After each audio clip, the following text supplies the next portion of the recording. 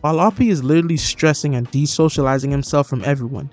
You hear the fellow scientists around him talk about the A-bomb and what kind of effect it has on reproductive systems. You can see that immediately after talking about the effects of it, the conversation shifts to different calculations or math needed for the bomb. It shows us the inside of Oppie's mind. He's constantly thinking about the consequences and then drowning him out with the calculations of the bomb.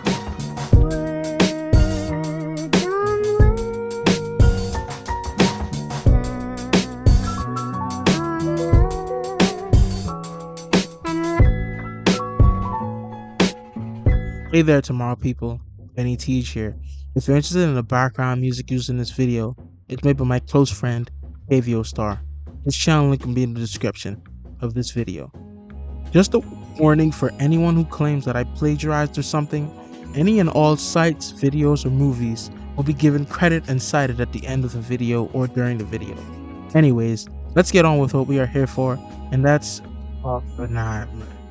Now, before I go into the main purpose for making this video, I work at a movie theater, and because I have to be an usher, which is watching a movie and watching guests at the same time, I decided I might as well make videos on Oppenheimer.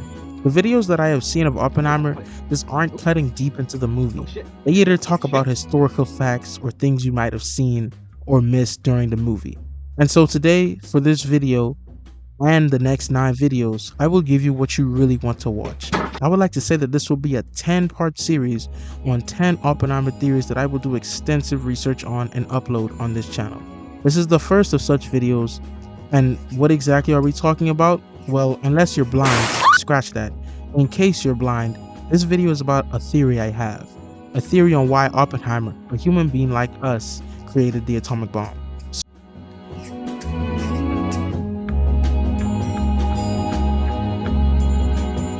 Sorry, Matt. Please be aware this will contain spoilers for the Oppenheimer movie, directed by the main man himself, Christopher Nolan.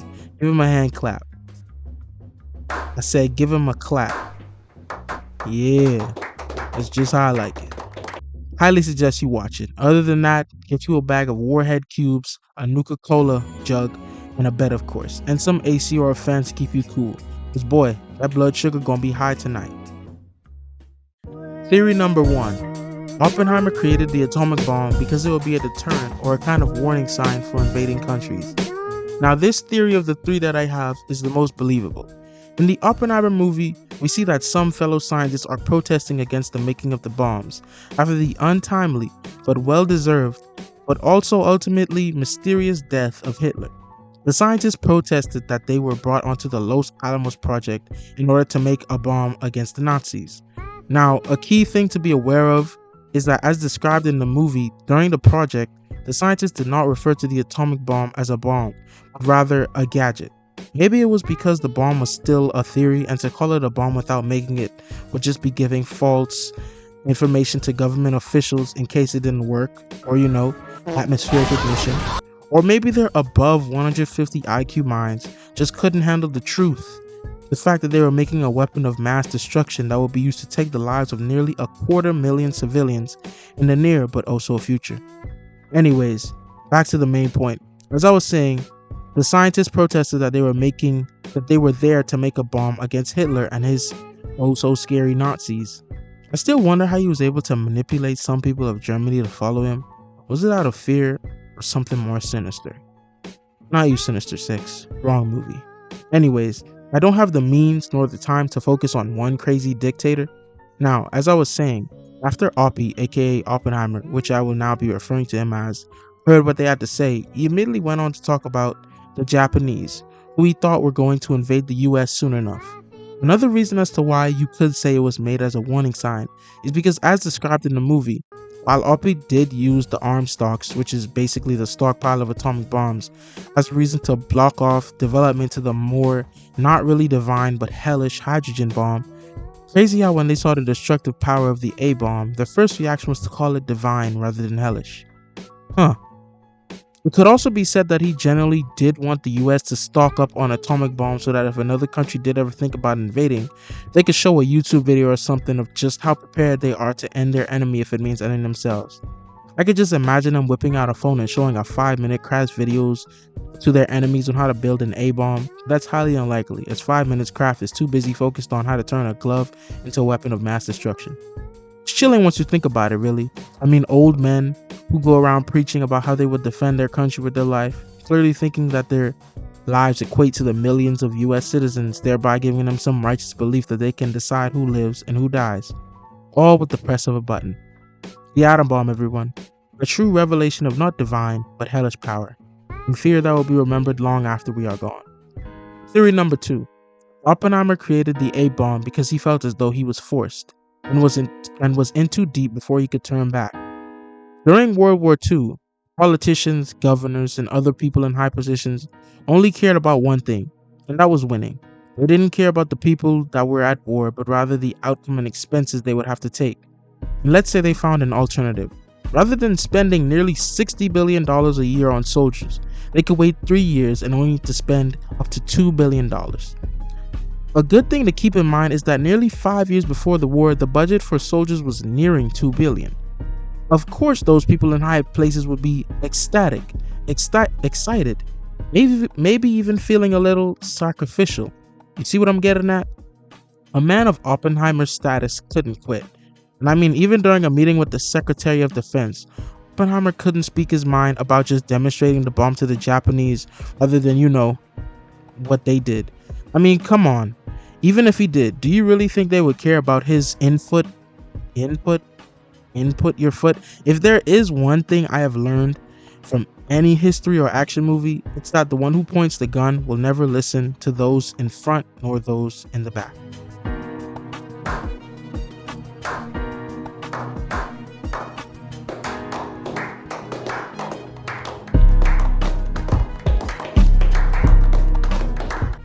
Most of what I have to say is speculation, with one piece of concrete evidence being the Secretary of Defense, is what I would say if this were the ending.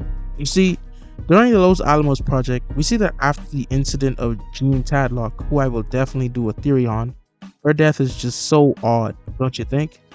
Anyways, Poppy starts to realize just how precious life is, and how what they're doing might not be for the greater good of America, but rather the greatest status of America. Don't believe me? After his mental breakdown after hearing about Jean, we can see him holding his head. Now, while the movie never states what he is thinking about, you can kind of make a subtle connection. While Oppie is literally stressing and desocializing himself from everyone, you hear the fellow scientists around him talk about the A-bomb and what kind of effect it has on reproductive systems. You can see that immediately after talking about the effects of it, the conversation shifts to different calculations or math needed for the bomb. It shows us the inside of Oppie's mind. He's constantly thinking about the consequences and then drowning him out with the calculations of the bomb. It was only until Teller, the man who conveniently talked about a hydrogen bomb, leaves that Oppie decides to get up. While Oppie by this point realized he was in too deep and would most likely be assassinated if he quit. Maybe I'm a little crazy. Yes, or maybe I'm just right. No. He decided the best course of action would be to be ahead and try his best to delay the eventual making of the H-bomb, aka hydrogen bomb, with the man who coincidentally had the drive, means, and knowledge to help with the making of said H-bomb. Was Oppie smart, or am I just reaching? Maybe it's both. We'll never know why, because at the end of the day, this is just a theory. And theory will only take you so far. Theory number 3. Oppenheimer wanted to be remembered. What is a legacy? In my humble gorilla tree swinging opinion, a legacy is the consequences and rewards from your actions that you were judged for. When we leave a legacy, sometimes, like with the case of Harriet Tubman, comes with rewards. For example, to her people, and maybe others, she will always be remembered as a pioneer, a soldier, boss bitch. Excuse my language. It can also come with consequences. Funny thing about consequences, whether you deserve them or not, just like a reward, you accept it. But unlike a reward, where you have the luxury to decline, with consequences, you can't. Her one of possibly many consequences is that in a world where others are trying to make a name for themselves, Harriet as a mother has made it many times harder for her descendants to do that. I mean, how are you going to be better than a lady who saved over 700 fellow slaves? She was not playing around. That's why even though I might get a strike for the language that I used to describe her, it was well deserved. She was well remembered. On other occasions, a person's legacy can come with so many consequences that will make the rewards, if there are any at all, feel as though it's a piece of diamond surrounded by sewer rat water. No jeweler gonna buy that. One of these examples is of Hitler. Because of what he did, for a long time, Germany was literally treated as enemy territory for US citizens for a long time. Who knows if the US still have that animosity or have long forgotten it. I mean, I live in the US, but honestly, I could not really care. I wasn't here at that time. This is why I pride myself on the ideology that one man or woman, for you strong-willed feminists, you like that? I'm sorry. Anyways, one man or woman can change the world, whether that be Harriet Tubman, Hitler, or Mr. Potato Man. You can change it, believe it. Just make sure to not be a Hitler and literally hate an entire group of people for stupid reasons. I'm looking at you, white America. You and your supposed sister's husband who's black. Now, sometimes a legacy can be good or bad, as shown earlier. You can guess who's good or bad. But oftentimes there are some legacies that are left behind that fall into the gray area.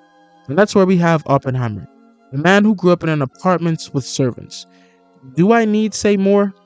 While he clearly grew out of his father's shadow, many rich people growing up wish to grow out of their father's shadow. And can you blame them?